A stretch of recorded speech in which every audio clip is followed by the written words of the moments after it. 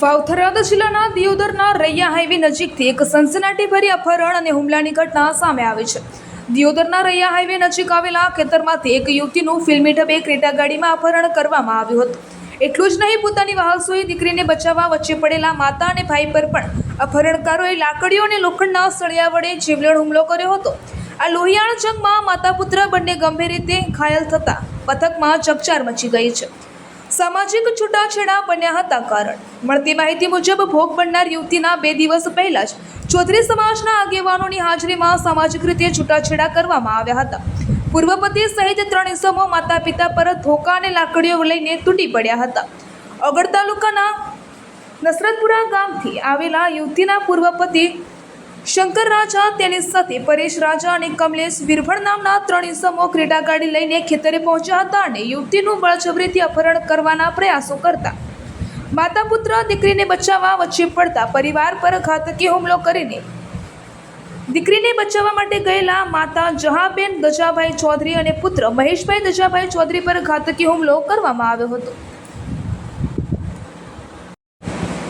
આ સમયે ઉશ્કેરાયેલા હુમલાખોરોએ ધોકા, લાકડીઓ અને લોખંડના સળિયા વડે માતા પુત્ર પર હિચકારો હુમલો કર્યો હતો। આ હુમલો કર્યા બાદ ત્રણેય નરાધમો યુવતીને ગાડીમાં નાખીને નાસી છૂટ્યા હતા।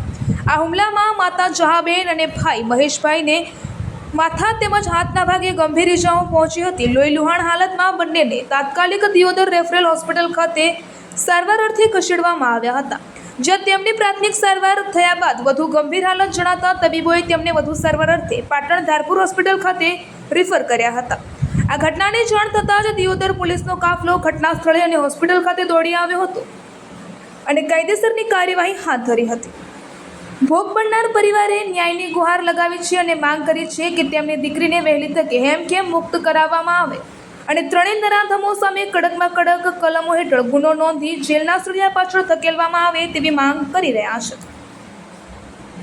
અને પહેલેથી એનો રીત રિવાજ અમારો 12 મહિનાથી બગડેલું હતું એટલે અમે 12 મહિના પહેલા અમારા ભાઈને એનો વ્યવહાર જે થતો તો એ હાલવા મેચ્યા હતા।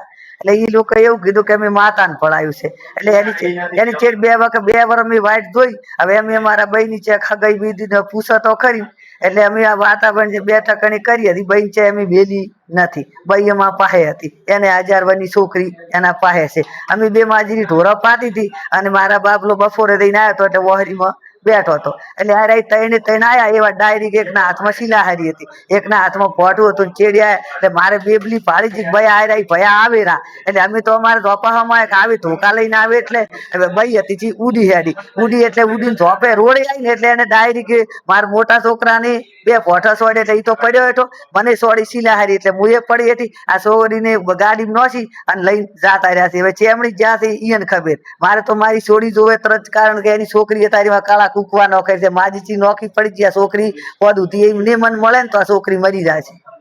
પોલીસને કહું છું કે મારી છોરી મને પાછી હું પણ આ 3 લોકોને આજીવન સજા આલો, મારે બીજું કોઈ જોતું નથી, એને આજીવન જેલમાંથી છૂટવા જ ના જોવે। એમાં કમલેશભાઈ વિરભણને તો આજીવન જેલમાં હળવો જોવે, કારણ કે એને લેવા જેવા વગરનો મારા માથે મને શિલાહારી સોડી મારા માથા માથે, હું મરી જીવો તો મારા છોકરાનું રણી ધણી કોણ, એને મારે કોઈ દાડો બોલ ચાલી નથી શેરી। એનું નામ કમલેશ વિરભણ, મારું નામ જહાબેન। કે અમારે નસ્તરપુરા આજથી 2-3 વર્ષ પહેલા હગું કરેલું હતું અને એ 12 મહિના ચાલ્યું ને પછી બગડ્યું હતું। તે અમે અમારી સામાજિક લેવલે છૂટું કર્યું હતું 2 દિવસ પહેલું। તો આજે એ લોકો ક્રેટા ગાડી લઈને 3 લોકો આવ્યા, મારી બેનને ઉઠાઈ અને લઈ ગયા। શંકર રાજા, પરેશ રાજા ને કમલેશ વિરભણ ધોકા અને સળીઓ લઈને આવ્યા હતા। હું ને મારા મમ્મી છોડાવવા માટે ગયા એટલે અમારી ઉપર હુમલો કર્યો। પછી એ લોકો નાસી ગયા, પછી અમે 112માં ફોન કર્યો, પોલીસ ઘટના સ્થળે પહોંચી અને અમને 108માં દિયોદર રેફરેલમાં લાવવામાં આવ્યા। પોલીસને અમારી એટલી જ માગણી છે કે મારી બેનનું અપહરણ કર્યું છે, પોલીસ ઝડપીમાં ઝડપી એ લોકોને પકડીને મારી બેન અમારી સમક્ષ રજૂ કરે। એ કાયદો પોલીસ એમનું કામ કરશે, પોલીસ ઉપર અમને પૂરેપૂરો વિશ્વાસ છે। મારું નામ ચૌધરી મહેશભાઈ દજાભાઈ, ગામ રૈયા।